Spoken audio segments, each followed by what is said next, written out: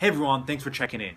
So today I'd like to talk about how to stay present at school. It's very difficult, right? When you're always trying to focus, study, and mind's going a million miles per hour. And it's really hard to kind of lose that calm, centered state that's going to allow you to be excellent and kind of have sustainable excellence and be able to sustainably put in the work you need to be great.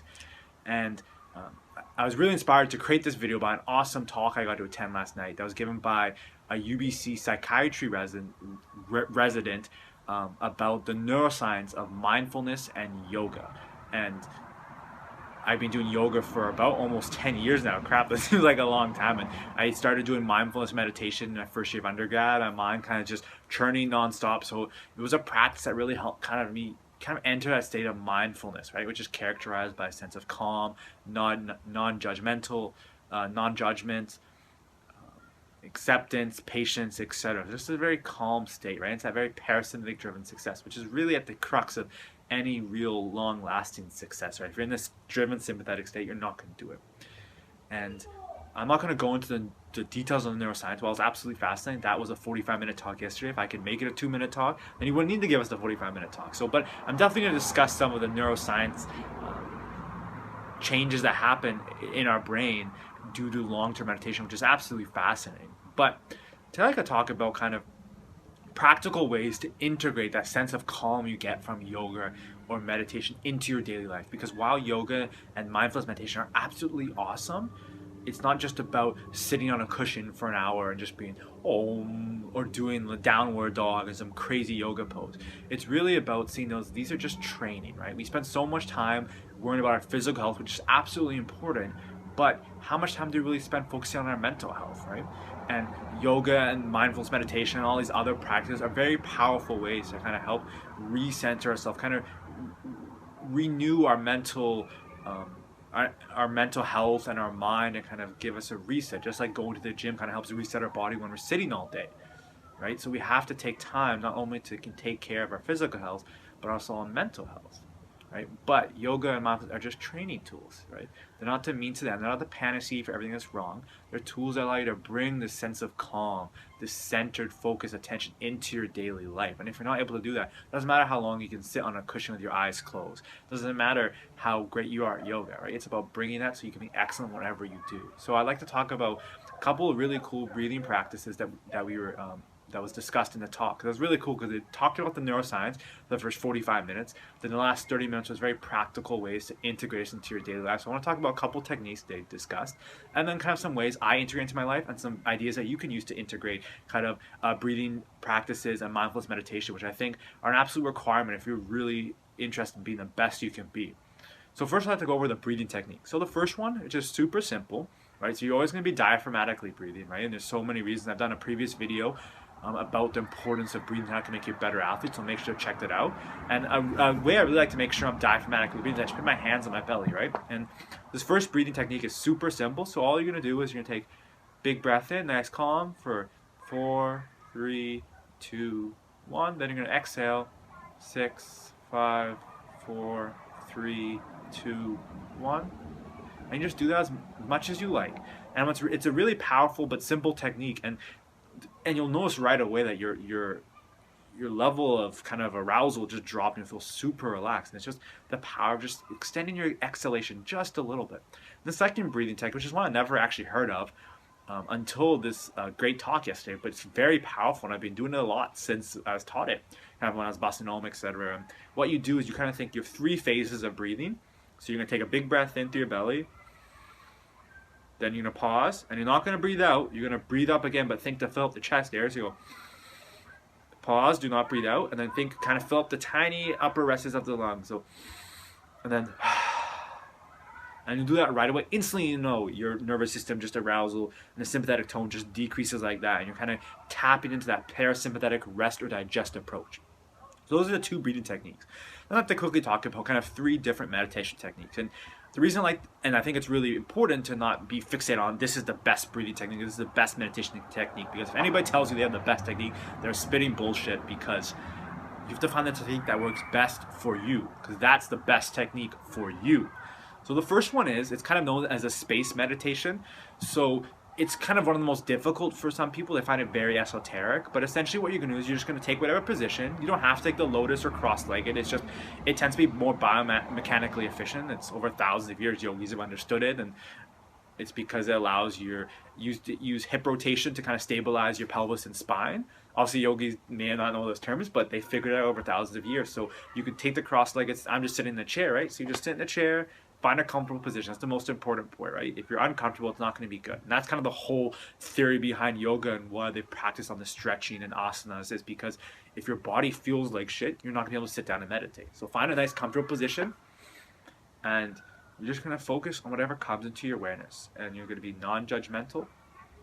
You just want to become aware of anything. Maybe the sound. So I hear some kids playing in the playground by the elementary school near my house.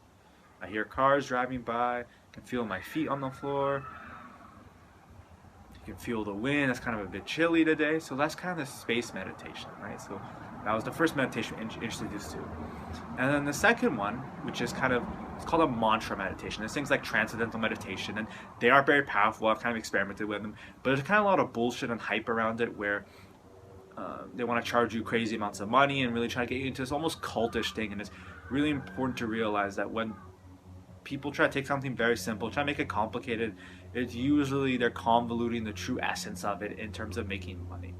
But if it helps you and people love transcendental, keep doing it. But there's research at Harvard University by Dr. Herbert Benson that showed that, and he has a seminal book called The Relaxation Response, which kind of really delves into the research he's conducted over the decades about this, and he's shown that it absolutely does not matter what mantra you use. It could be a Sanskrit ancient mantra, it could be the word relax or happy or love. And they gave a great story about kind of mantra meditation. I feel it's a very powerful way to kind of depict the power of it. So it talks about way back in the day, a vizier was having an elephant kind of take his vizier around. The elephant's with his trunk, and it's just grabbing all kinds of shit, and it's causing just disturbing shit out. It's grabbing all kinds of crap, delaying the vizier. So he gives the elephant a stick. So it's holding the stick in its trunk, and now it's not going all over the place. And we can kind of think of our mind as the elephant that's just kind of groping, trying to find out what's next. And a mantra, even though it's so simple, just a nice word can really help bring us down. So I like the word relax. So you kind of just, same comfortable position. You're sitting down. As you breathe in, you think relax, out, relax. And you're not actually going to say those words aloud. So you're just going to breathe in, say the word to yourself, breathe out, say the word to yourself. And don't choose some kind of negative word that brings up a lot of negative emotion, because that kind of defeats the purpose. And the last one, we didn't just specifically discuss it, what it was called, but it's known as the compassion meditation. It's a very common Buddhist tradition. If I'm correct, I may not be 100% correct about that, but I'm pretty sure that's where it comes from. There's a lot of great research about Stanford, lots of other institutions about the power of this. And basically what you're going to do is, sit in the same meditation position, close the eyes, and you're going to imagine someone you know that's close to you, nearby, or a loved one, or a friend. And you imagine their face visualized right in front of you. And you're going to think, just like me, you want to be happy. And you soon start to kind of think of more and more people, bigger, your local area, your province, your state, or your whatever territory, your country, and go bigger and bigger. And it kind of taps into, kind of gets you out of this mindset where you're focused on your survival, all these things, and it connects you with the similarities behind us. And at the core, we all want the same thing. We just go different avenues, and we're trying to do the best you can. And it was very interesting. This was a very powerful one for me to think, because I find, especially when your mind keeps turning, you get in this very kind of, you're breaking things down, analyzing, judging, and you kind of dehumanize everything. It's a very good way to realize, like, so stop judging and start kind of reconnecting with that inner humanity between each other. And it sounds esoteric and kind of loosey-goosey, but once you experience it, you'll really understand it. And I think the most important part, so I've kind of given you some, like, couple really cool breathing techniques, a couple of simple meditations, but the key is you have to execute them and integrate into your daily life. So how do you do that? And it's great if you set around 10, 15, 20, 30 minutes, even an hour just sitting. That can be very powerful and important practice. But for most people, that isn't realistic, and we want something that you're going to do every day versus meditating 1 hour once a week. It's better to intersperse it. So it's about bringing that into your daily life. And I just kind of discussed some ways I do that. So sometimes I'm driving. So whenever I park, spend a little time, take a couple of breaths, do some breathing practice just before I leave if I have some time to spare. If it's a red light, I might take a nice big breath. right? And it can really change your physiology on the bus. That's an absolute excellent time. I love the space meditation.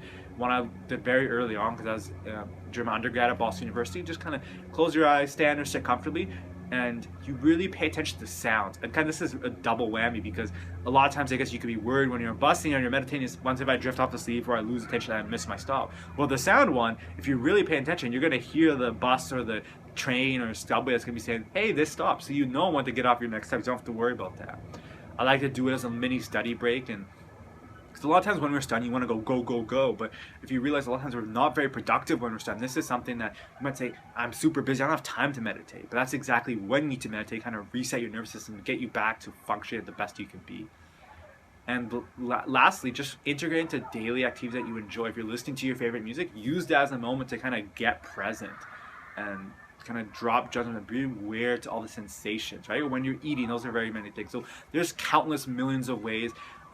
Please tell me your experiences with trying these breathing and meditation techniques. Which ones did you enjoy the most? How do you integrate kind of some mindful practices, some yoga meditation to your daily life? Because I don't know if any of you tried it, but I know for me it has a huge profound effect. For millions of others it has, and there's absolutely great research and there's awesome research that's coming forward. And there's actually a really cool study because the resident who gave the talk also works for the non-invasive neurostimulation laboratory. It doesn't work, excuse me, he's a co-investigator for a big yoga study that's kind of looking at combining yoga, meditation, and non-invasive neurostimulation, because there has been, it's called TMS, transcranial magnetic stimulation, I believe. I'm not exactly, I may have messed up the acronym. It's TMS, and it's a very potent therapy for depression, and they found that the mechanism that they believe, they're still figuring out, they're not 100%, that TMS may help depression, could be the same mechanism that meditation is. So I think it's a study that I'm going to volunteer for, because it would be cool to kind of experiment with these modalities. And I think they're trying to figure out is, they seem to have similar effects. If you combine them, is there a synergistic effect? Is it even more powerful therapeutic event?